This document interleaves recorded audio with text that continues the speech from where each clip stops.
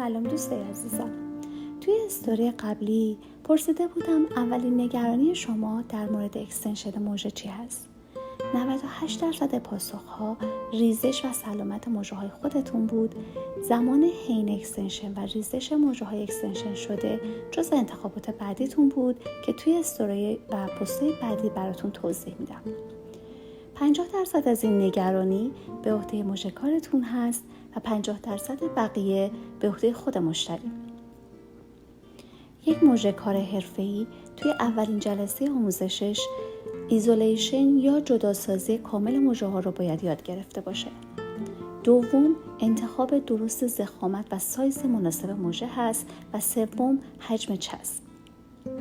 توی کلیپ بعدی براتون در مورد نگهداری بعد از اکستنشن میگم که اون 50% مربوط به مشتری عزیزمون میشه.